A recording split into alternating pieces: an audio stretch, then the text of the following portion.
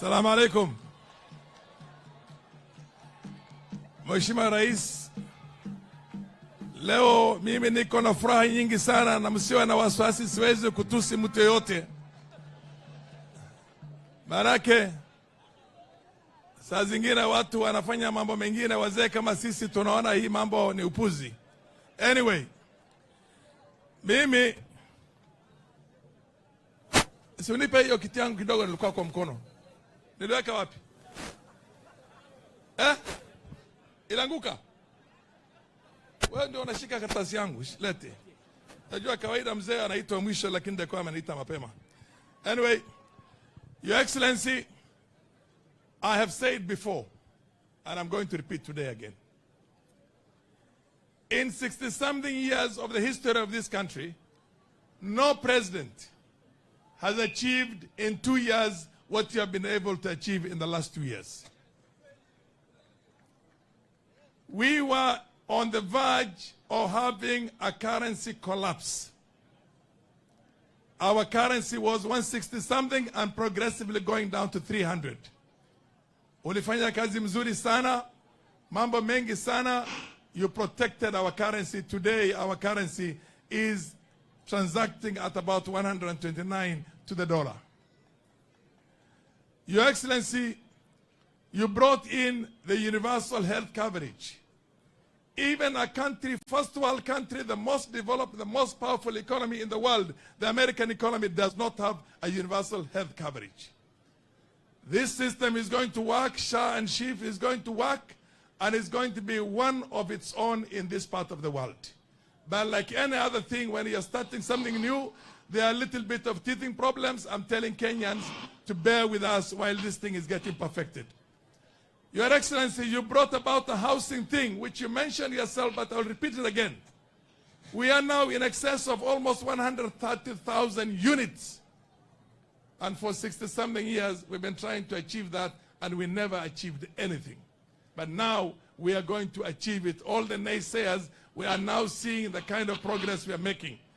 Your Excellency, our education sector had a lot of challenges, and we did not know how we were going to deal with the additional teachers we need for JCC.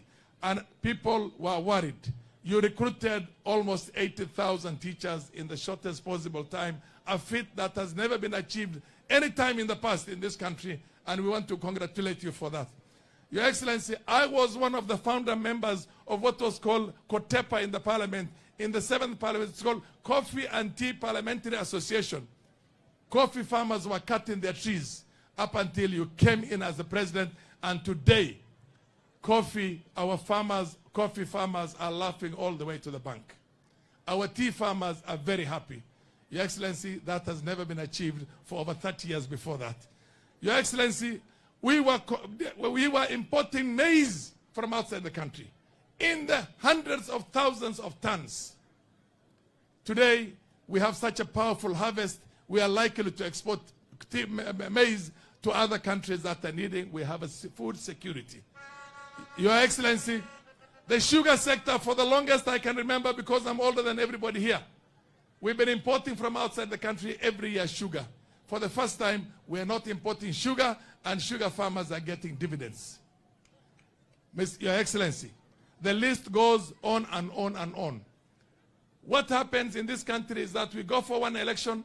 Once we're through with the elections, we start again the campaign for the next election because the political divide is too wide. You made sure that that political divide does not exist anymore, and you reached out to your opponent, the person who ran against you for the presidency, and created a broad-based government.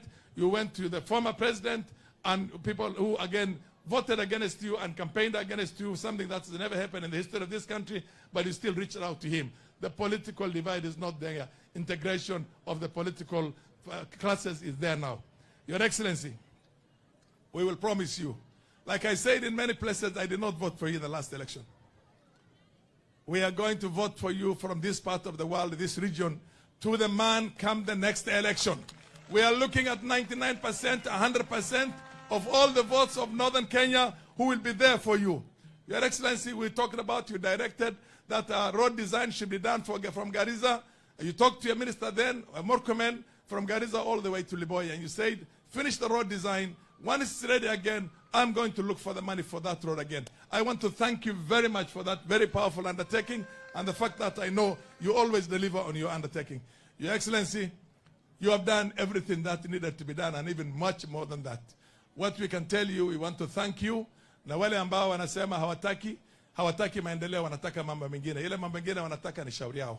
Na nchi itaendelea, na wewe utaendesha jinsi umeendesha, na sisi watu wa mkoa hii, I forgot you directed also on the national grid. The national grid has left here and is going towards Dadaab, is in a place called Alango Arba, and it will progressively continue to Dadaab and Liboya. We want to thank you very much as people of Garissa County and the people of Northern Kenya, and we will tell you welcome again and again when we are there with you. Tuko na wewe bega kwa bega. Tumeshukuru. Ya mwisho ambaye ni muhimu sana. Kuna wale wanasema wanataka commission of inquiry ati kwa people who are abducted. Mimi nasema, Your Excellency, I also support that. Let's have that commission of inquiry, but that commission of inquiry should start from 1963. Only in the 10 years before you came in here, the 10 years before you became a president of this country, we lost 1,200 Muslims in this country, including my own 10 close relatives, my brother-in-law including. What we are saying, kama kuna watu wamepotea na wawili watatu wanazungumza, sisi tuko na maelfu wamepotea. Tunataka hiyo commission of inquiry ianze na ile 63, including the shooting into the mosque in Isiolo when innocent worshippers were killed by members of the Kenyan security forces, including what happened in Wagala, including what Malkamari, including all those places. Mpaka ile ya mwisho ya juzi ulipoingia ndio ikasimama hiyo, tukamalizwa sikumalizwa sisi. Nataka ianze na hiyo na ije mpaka leo. Hiyo mimi sina wasiwasi na hiyo, and I will support you on that, but let it not be discriminative. Nobody is more equal in this country than the other. We are all equals, and we want to see that historical injustices addressed. Nimeshukuru sana. Thank you very much, Your Excellency. Asante sana Mheshimiwa Farah Maalim. Let me call Mheshimiwa Abdi Ali. Abdi Ali, tafadhali sana. Because of time na watu wamesimama kwa jua. Reduce your conversation. Thank you.